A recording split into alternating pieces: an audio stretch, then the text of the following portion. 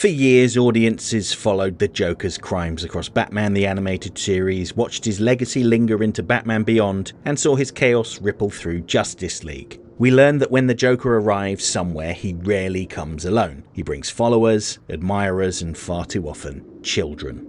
But one of the clearest examples of that pattern turned up in an unexpected place, an episode of Static Shock titled The Big Leagues. I think that this crossover slipped past a lot of Batman fans simply because it was part of a different show. And that's a shame because The Big Leagues isn't just a fun team-up episode, it's another chapter in the Joker's long, unsettling habit of finding young people, presenting himself as their mentor, and warping them. Now, I talked about this a little bit in a recent episode of our podcast, Totally Shui, linked to in the info button, but the Joker has a long history of corrupting people, especially children. He often presents himself as his target's only true friend, someone that they can trust and learn from. This is exactly how he acted with Hamilton Hill's son Jordan in Be a Clown, encouraging the boy's interest in magic and stagecraft in an attempt to corrupt him. And obviously the most well-known example is Harleen Quinzel, who had been his doctor at Arkham, and he took great pride in breaking her down. He did something very similar with the Justice League's The Royal Flush Gang, a group of metahuman teenagers he freed from Project Cadmus. Now, he hadn't sought them out, he stumbled across them while breaking into one of their facilities, but he immediately took the opportunity to twist them into his own image. And then, of course, there's the flashback sequence of Batman Beyond Return of the Joker, where he and Harley kidnap and brainwash Robin, essentially turning them into their son, Little J. And The Big Leagues is another example of this pattern of behaviour. After Ebon was caught and sent to prison, the Metabreed were left directionless and without a leader, and to be frank, Ebon wasn't much of a leader. His schemes were more small-time, especially considering the power his group had at their fingertips. He'd rather commit robberies and muggings than, say, take over the world. But his absence leaves room for the Joker to step in. He presents himself as their kindly Uncle Jay, someone who wants to mentor these kids and help them become their best selves. Or worse selves, depending on your perspective. But his support is conditional, and it is an offer you cannot refuse. When Ferret expresses doubts, remember he's just got a massive nose and an enhanced sense of smell, so he's not exactly an A-grade supervillain. Joker acts as if it's fine to reject him, and then he gasses Ferret with his Joker toxin. The other members of the Metabreed view Joker's invitation as their path to the big leagues, hence the title, but it's actually pretty mundane. If you look at Shiv's reaction, he's delighted with everything Joker has them do, and he's particularly excited by Ferret's decision to reject them. But then he always was a bit of a sadistic grinning idiot, and the same goes for Hotstreak. Kangor is less into it, but both he and Talon go along with the scheme because they know what'll happen to them if they don't. And the first thing the Joker has them do is steal 2 fire trucks to aid them in a bank robbery. These serve 2 purposes. 1, they can ignore traffic lights and drive like lunatics and no one will bat an eyelid. And 2, they can use the water hose on Static if he turns up. So far, so Ebon.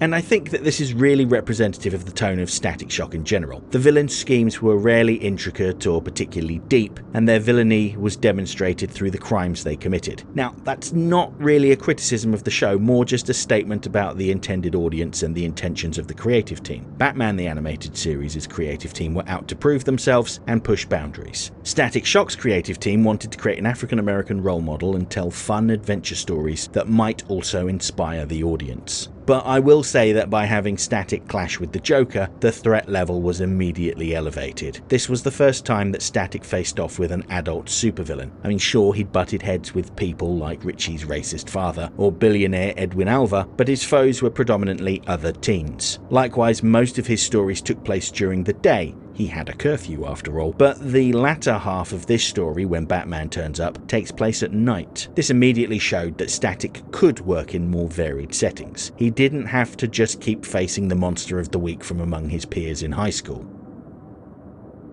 Now, I've spent a lot of time talking about what this episode says about the Joker, but this episode also really emphasizes a lot about Batman too. He doesn't turn up until the end of the first act, and the parallels between him and the Joker are really emphasized. Where Joker actively seeks out children to corrupt, Batman stumbles upon children to mentor. Obviously, the Robins are a great example of this. Tim Drake was the son of one of Two-Face's henchmen who became orphaned, so Batman took him in. But Static is too.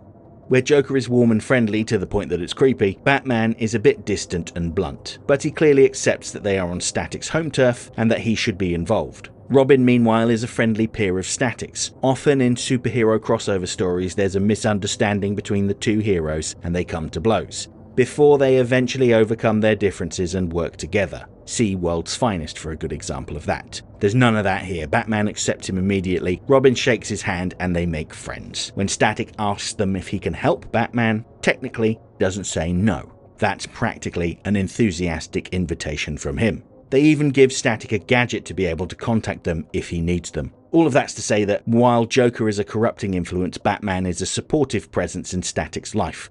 And while the Metabreed view Joker's endorsement as a way of bringing them to the big leagues, really they're still just grunts. It's Batman's acceptance of Static that elevates him. Until this point, most of Static's adventures had involved small-scale neighborhood problems, but now the door to eventual cosmic adventures has swung wide open. Of course, that doesn't actually mean that Static's ready for the responsibility. That aforementioned Bat gadget, yes, he lost it, but this gives him the opportunity to improvise by creating a bat signal of his own. When Batman and Robin arrive, they instruct Static to keep guard at the entrance to the sewers, just in case someone turns up. Yes, it may seem dismissive, but it was ultimately the key to their success. After Batman and Robin are caught off guard by the Metabreed, Static has to come to their rescue. Again, it's not a deep or complex plot, and I don't want to suggest that after this point Static Shock became more mature, because that isn't the case at all. But what it did is connect Static to a shared universe and created the opportunity for other crossovers later on. Batman returned for another direct crossover, although this time Static went to Gotham. Later, the Justice League came to Dakota. He had adventures with both Superman and Green Lantern, and Static even travelled through time to team up with the Batman of the future. And the crossovers went both ways. An adult Static appeared in the Justice League Unlimited two-parter The Once and Future Thing, and I bet that appearance is generally more well-known than the crossover episodes of Static Shock. But if you're a fan of Batman the Animated Series, Superman the Animated Series, Batman Beyond, or Justice League, then you really should check these episodes out if you haven't already. The big leagues reveal something fundamental about the world Static is stepping into. A world where heroes and villains leave fingerprints on the next generation, whether they mean to or not. When the Joker arrives in Dakota, he doesn't bring anything new with him. He brings the same habits he always has, finding young people, offering them belonging, but ultimately ruining them. The Metabreed believed that Joker was their ticket to something bigger. They saw him as a mentor, the man who can take them from petty crime to legendary villainy. In their minds, joining with him is what it means to reach the big leagues. But really, the opposite is true. The Joker was using them. They were entirely disposable to him, just another set of hands to pull the trigger, another group of kids convinced that proximity to greatness somehow would make them important. Static, meanwhile, reaches the big leagues by earning the trust of Batman by stepping up when things go wrong, improvising when the plan falls apart, and being there when he's needed. And that is the message. The big leagues aren't about power or reputation, they are about responsibility. And by the time the dust settles, when the villains are in cuffs and the laughter fades into silence, one thing becomes clear. While the Metabreed thought Joker would carry them into greatness, Static is the one who actually earns his place there.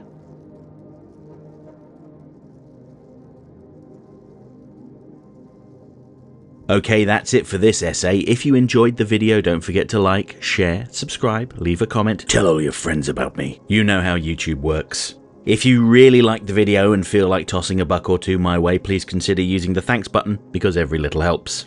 And if you have really enjoyed my work, you might want to pick up a copy of my book, Rogues Gallery. It features 22 essays on villains from Batman the Animated Series. There's a beautiful cover by Batman the Animated Series background artist John Calmette, a foreword by director Dan Reber, and a moving segment from the late Kevin Conroy sharing his thoughts on life, love, and loss. Plus, an exclusive essay on the Condiment King that will never be made into a video. Rogues Gallery is available worldwide on Amazon, both digitally and in softcover. Finally, channel memberships are just $1.99 a month and give you early access to my essays, custom emojis, and your name featured on my members end screen, which has been rolling for a little while now. Huge thanks to everyone who's already part of this. You've helped to make these videos possible. If you want to see your name up here too, join the channel now. And while I have your attention, please consider checking out my other channel, Serum Lake Comics, where I talk about mostly DC comic books.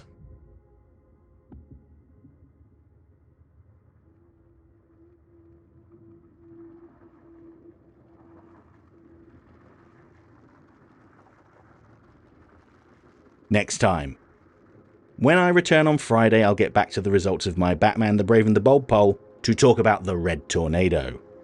And next Monday, it's time to get all nostalgic for a classic episode of Batman the Animated Series, where Batman meets his hero. Yes, we're going to talk about Beware the Grey Ghost.